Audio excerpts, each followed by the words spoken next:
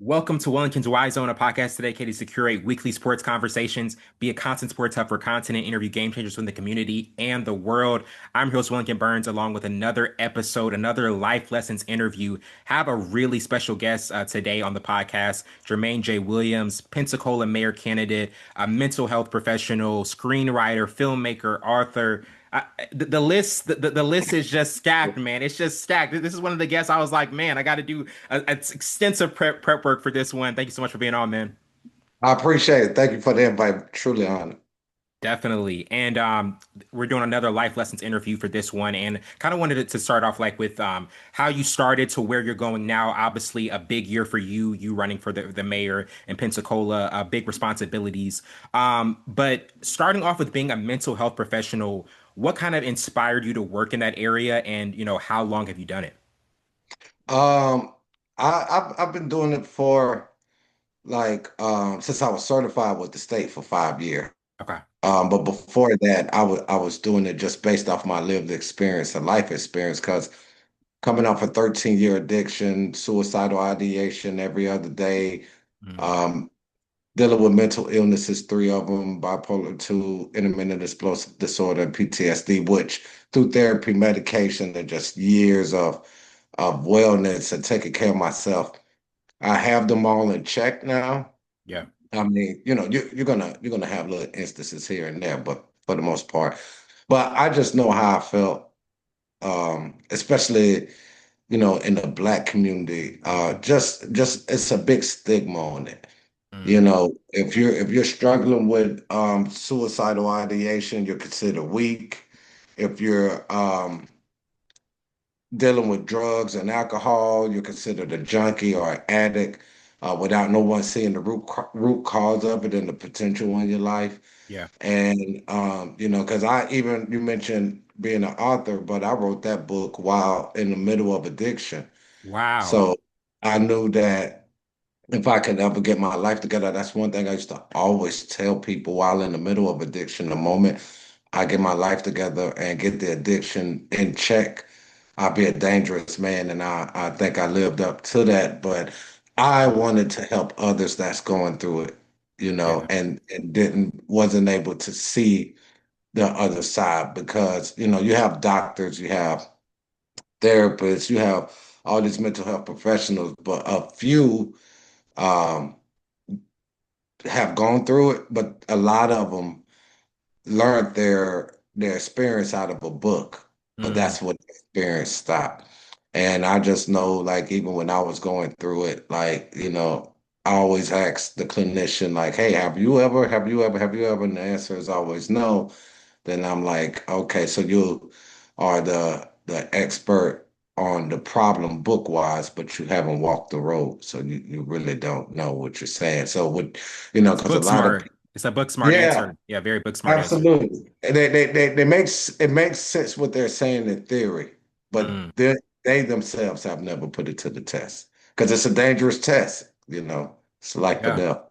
I mean, definitely. And even what you said about being an author while you were, writing the book while you were going through addiction, I think a lot of times, even people who are writing music, sometimes when they're going through their worst experiences, that's when they write their best music. And not that we want people to struggle, but sometimes struggle just brings a sense of awareness, a sense of digging deeper into like who you are and like what you think you can say. And I think that's incredible that you were writing that while you were really struggling and going through severe battles.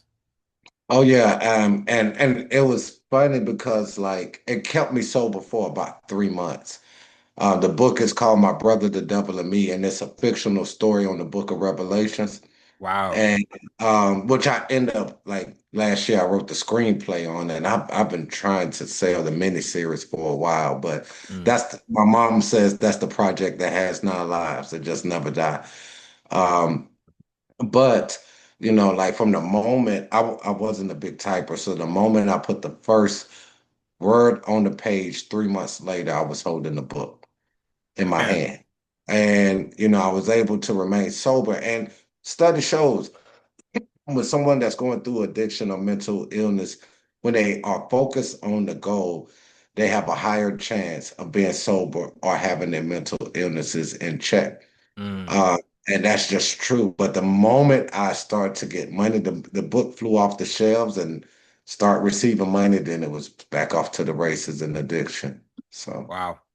Um, man, it's incredible to hear that 180, that 360 turn. Like, to those people who are still battling with addiction, with depression, with just going through dark phases, like, what would be your message to them when it comes to just, still being in there but not really seeing light at the end of the tunnel?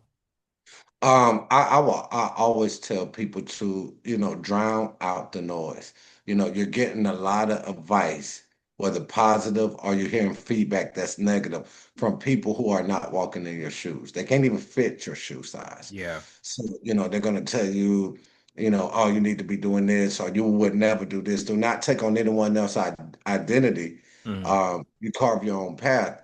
And, while when you want better, and you're starting to reach out and to get the help that you need, make sure you have a seat at the table of your own recovery because you have people that are experts on the problem, but they're not experts on the person. mm, People was pushing NA for me. People was pushing, they were pushing NA, AA, all this other stuff. I went to treatment, none of that stuff worked. But surrendering to God worked for me. Might not yeah. work it doesn't work for a lot of my clients. So I'm a big proponent of self-directed care. And lastly, you know, when you're going through addiction, if you're having a good day, it doesn't mean you're healed from every day. If you're having a bad day, it doesn't mean the sky is falling. And neither one of those days have nothing to do with tomorrow. Mm, Every day is a clean slate. And I'm a sports guy. Go yeah. Noles, Yes. Florida State, Seminoles. I say that Um, to the wheels fall off. But I always tell my roll tide. clients, Roll tide. well, we're gonna continue to pray for you.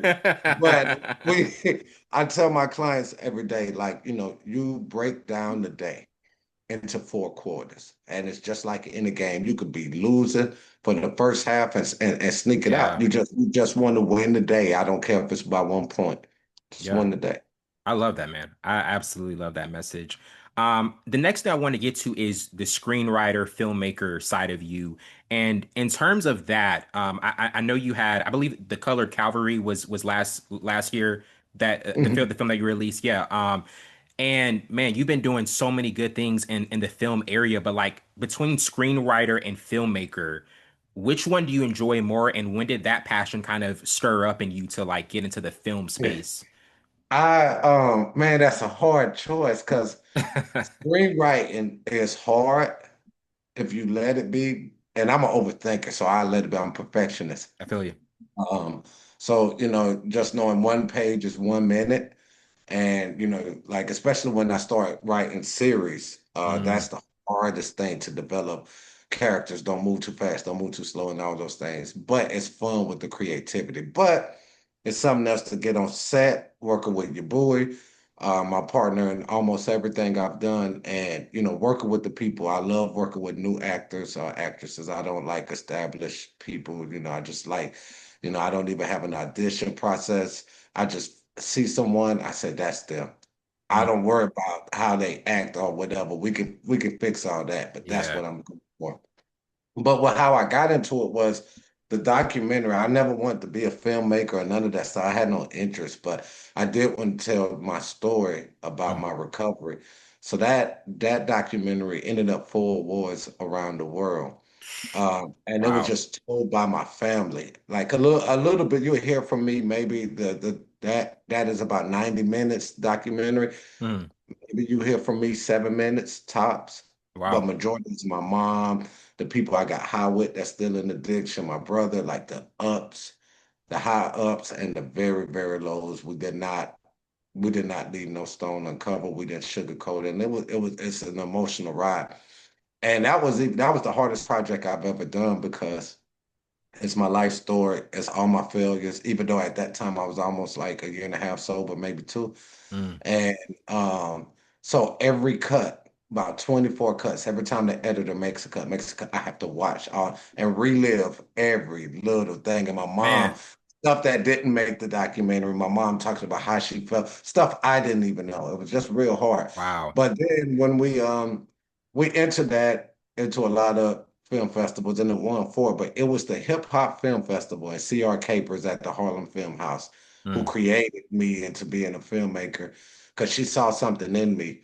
And I won Best of Fest with that documentary, which led to all these meetings with like HBO, Showtime, Wow, you name it. I had a meeting with them. man. Um, and they were all interested, but I wasn't going to give away my life story. So I just, my days of rapping, I just freestyled a show that I was working on. They all were interested in it, which was called Rescue Addiction. It was a reality show slash docuseries of me heading up a clinical team, going into someone's addiction with their family and working to get that family back together and that individual sober. I want to Yeah. raise $60,000. We shot the sizzle reel pilot episode, came back.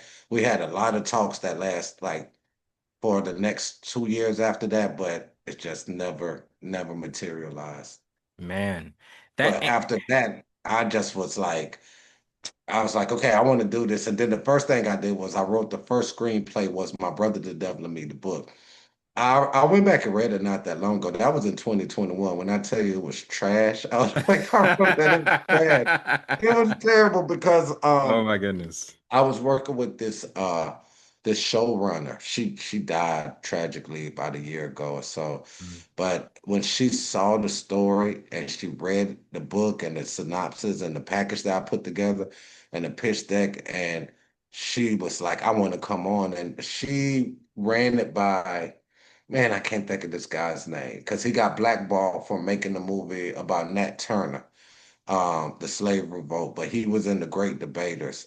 He was really a high commodity, but I wanted him to play a role in it, and he said he wanted to direct it, but it got all the way to NBC Universal out on the West Coast, and they were interested until they wasn't. So that's why I learned real quick that things fizzle out fast in the industry. But after that, I just kept writing, and I'm still, you know, working on stuff to this day. But a lot of my scripts have placed, especially um, the Exodus divide. It's about like a normal family that was caught up between the beef between Moses and Pharaoh.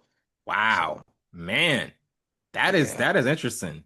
Yeah, that yeah, that it that was. that's I that is let your really brother interesting. read it. I Oh, let your okay, brother. okay, dope, He dope. thought it was real dope. He said, "Man, that was good." It was the pilot episode. It was real. I was working on that for a while, but it was real good. Also, from Great Debaters, were you talking about Nate Parker?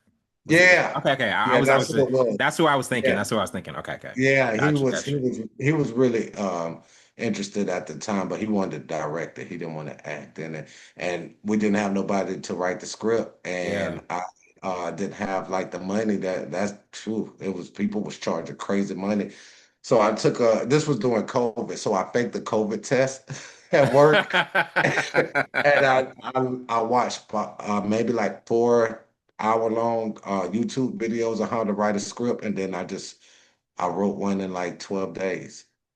Wow. It wasn't the Man. best, but it wasn't the worst. Hey, YouTube University, man. I'm telling you, YouTube Definitely. University is out there for you. Um, so in terms of before we move on, overthinking, you said you're an overthinker. A lot of times you want to perfect things. Is there a side of it where you feel as though it's a hindrance to you at certain points, or do you feel as though you've gotten to a point where you can kind of keep that overthinking side in check when you're having to put together a film or another series that you're thinking of? I'm still working on it because I get on a lot of people nerves, and I run that I know this overthinking and perfectionist can run people off. Yeah. So I'm learning that even right now on the campaign trail. Wow. So it's one of those things to where you got to keep it in check, keep it light. Um, and overthinking and being such a perfectionist also to me, just to me, I think, and I'm starting to realize now, it does show a lack of faith in God as well. So, Mm, because when you spend the time thinking and thinking and thinking, when you prayed on it, and you showed up, you did your best, God gave you the talents, and He's going to show up, and when you're not, He's going to make that gap complete to where, everything should be good. So you shouldn't have to overthink it, Think about it a couple times and then let it go. It shouldn't do like how I normally do with me. I would lay down at 10, 11 o'clock in the bed, claiming I'm going to bed. It's 4 o'clock in the morning. I'm still thinking about that one problem, so or that one, Man, that's so relatable. should I do this or should I do that? Yeah. So yeah, I'm trying hard not to overthink things because, and that's another thing that goes back to the mental health side. And one thing I learned about being a mental health professional, I'm a better mental health professional than I am a person who struggle with it. Wow. Because I can tell people things all day. I've gotten a lot of people sober. I say more lives than I can count. But the same thing they're struggling with, I can't help myself. Mm. Um, you know, well, not addiction or none of those things, Yeah, but just yeah. worrying and all that. Because when you're starting to overthink, then now when overthinking leads into um, creating what the problem can be, Mm. what will happen. And then now you have accepted that that is going to happen and you accepted that belief. And then that leads to acting on the what if. So now you're so deep down the line of Oh something yeah. that has You're down a not rabbit even hole. happened. Yeah, you're down a rabbit Yeah. hole. And so, and that's a lot of energy and that's a lot. And I'm sure that frustrates God more than anything. Like, I already got this situation handled, and he's over here creating episodes of what could happen and What could be? Yeah. what could be, and ain't none of it gonna happen. So Absolutely, man. Definitely relatable. Absolutely relatable. I'm an overthinker as well. I deal with those same things, and uh it's a reoccurring cycle because you can tell yourself you're not going to overthink. I'm not going to do it, and then 2 3 hours later you're back in the middle of it, overthinking, yeah, analyzing everything. And I'm gonna tell you to those listening out there, perfectionists, being around perfectionists, I know it's tough. I know it's it tough is because tough. yeah, it definitely is an adjustment for some And people. and the rapper Pimp C said best, study long, study wrong. When you Mm, study long, you study wrong. You make and that's one thing about being, when I become mayor, I'm gonna have to make those quick decisions. They don't need to be they need to be you said, rooted hey, in real quick. substance. You said when I become. When he said Oh, when I become. oh, yeah. I have to call it out. I have to call it out as I want it to be, and I think you know that better than I do. So but yeah, you got to make those quick decisions because you can't like just sit there and overthink on the problem while people continue to suffer in that problem. Well, Yeah. look, you've been mentioning it, the campaign trail. We got to talk about it. Yeah. You running for Pensacola mayor. Obviously, such a big responsibility, a weighty responsibility. What was kind of like your biggest motivation and like your starting reason when you first had the feel and just the idea that this is something you wanted to run for? There was a couple of things that played into it. The major thing, I've been a community advocate for the last 15 years. I Mm, don't have a lot of fight left in me, mm, especially with my son wanting to go to med school. And so now I have to, all the energy I spent fighting for communities, even when they wouldn't fight for themselves or if they didn't show up or while they were asleep, I was down there just, you know, that takes a lot of energy and it takes a lot of focus from a lot of stuff. yeah. And so this is like really like I'm like, why not just go in and change from the inside? You know, Mm, um, that's one of the main things that I did not want to continue to have to fight for something because it's demoralizing knowing you're fighting a losing battle. mm, Like take the Baptist Hospital for instance, we were able to stop uh, everything with the development of the Baptist Hospital Legacy Campus with Bayou District. This is the same company that has just dehumanized the people of Katrina in the St. Bernard Parish at post Katrina.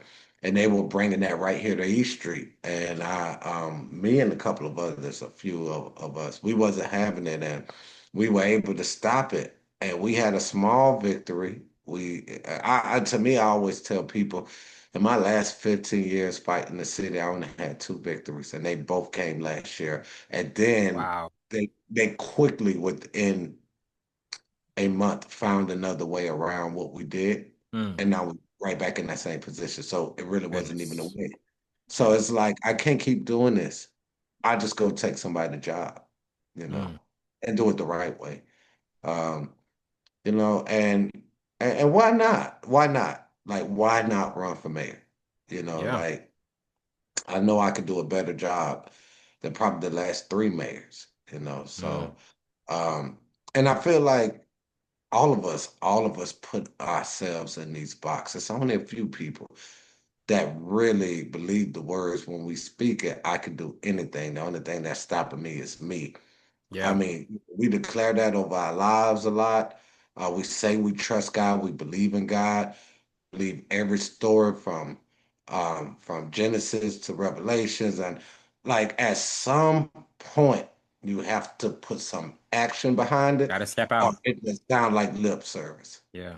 So, you know, God got me sober. I didn't get myself sober. And I literally at the church, at the altar, when God spoke to me, I followed his instructions, haven't touched nothing since. That was 10 years ago. God has got me through a lot. And even before I even ran, I let you know, I didn't even want to run. My Wow. birthday the day before Christmas. I was leaving a closed door Baptist meeting with the black leaders, a few black leaders. I was so frustrated leaving that meeting. I was on I-110. Ain't even there was no music playing on the ride home. It was just quiet. Oh man. Frustrating. I said, man, we in trouble. We Mm, in trouble here. I contemplated on I was upset.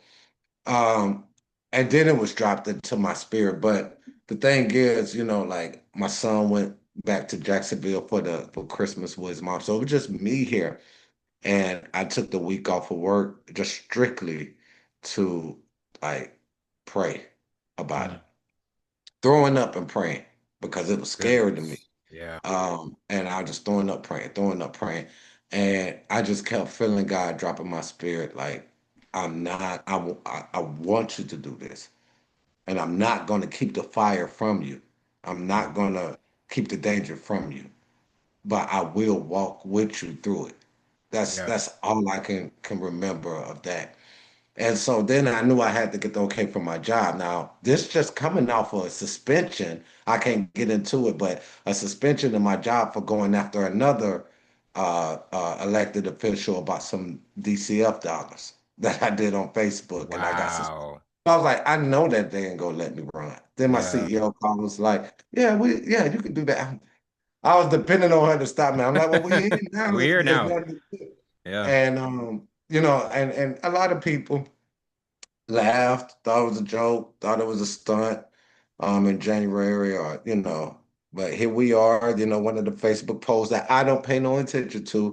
I don't think it carries weight, but they have me in the lead even over the current mayor. So, Oh, you know, we're doing a lot of good stuff. Nobody's laughing now.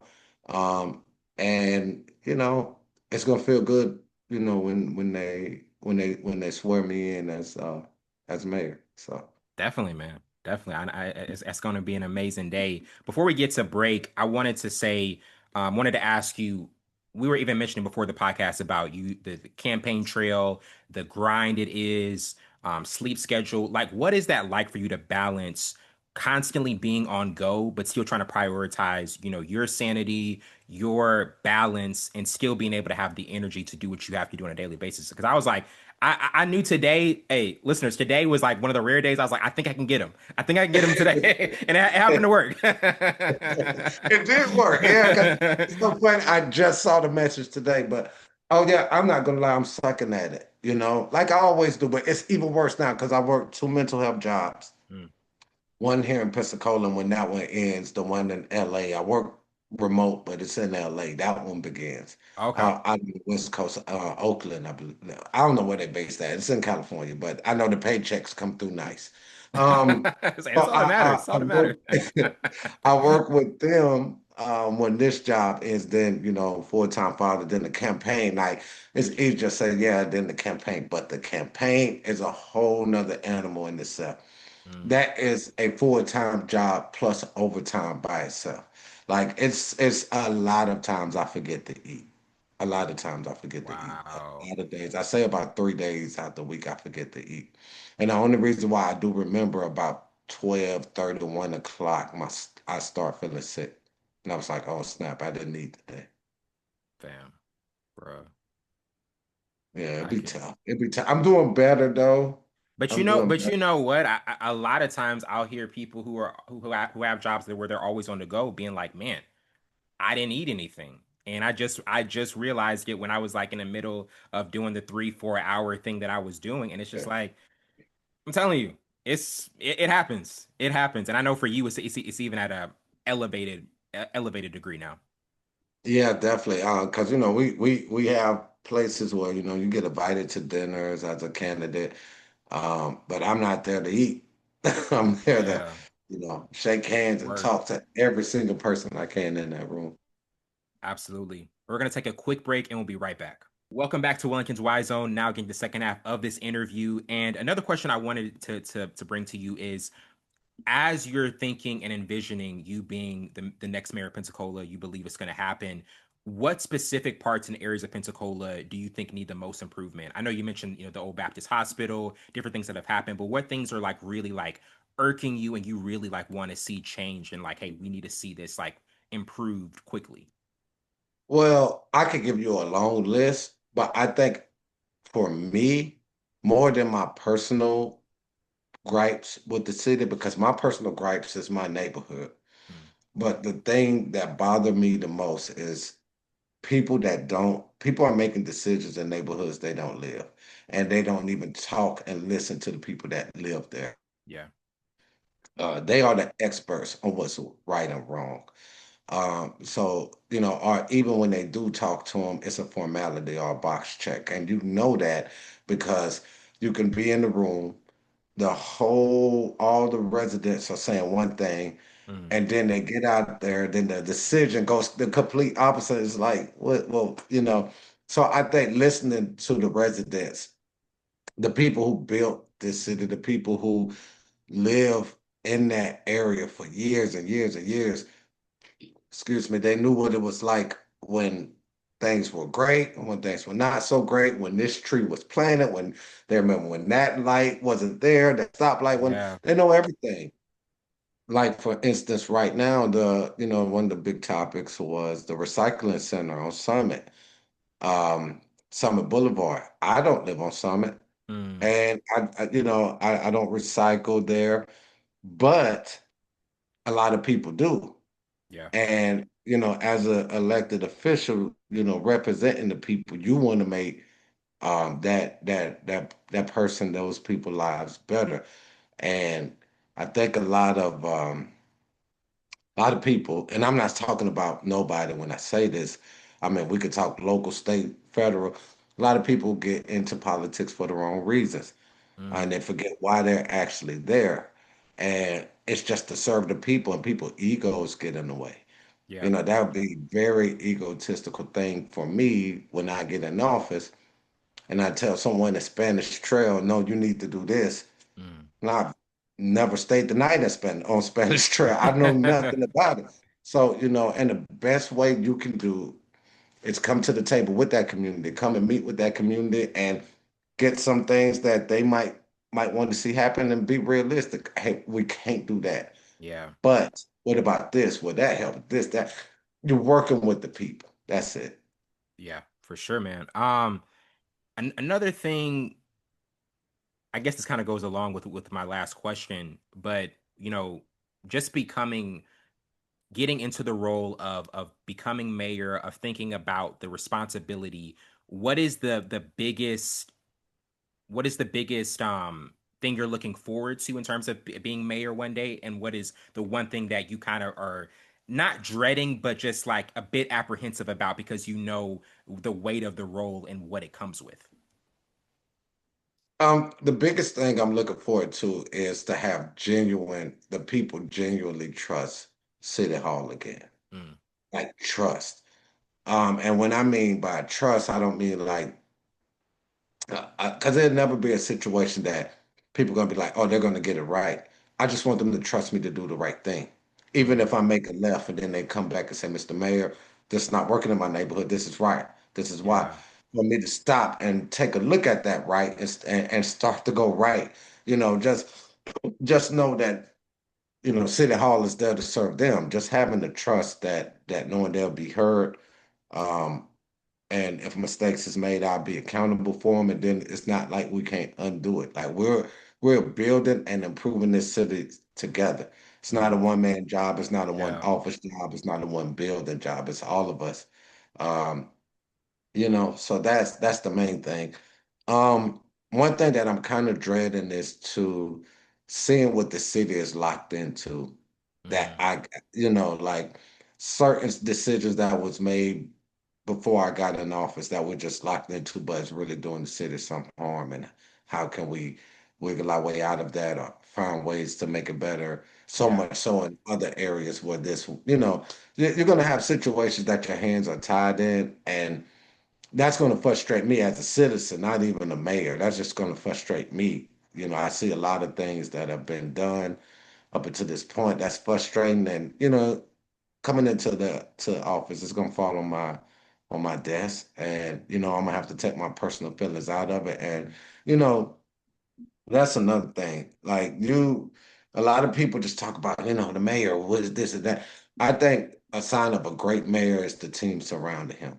mm, You know, yeah, because the mayor is just the CEO, right, but it's the people around you and being able to listen to them.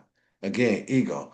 Um, that old saying, you never want to be the smartest man in the room. So mm, we do have a team that we're building potential uh, candidates to be at the head of those tables.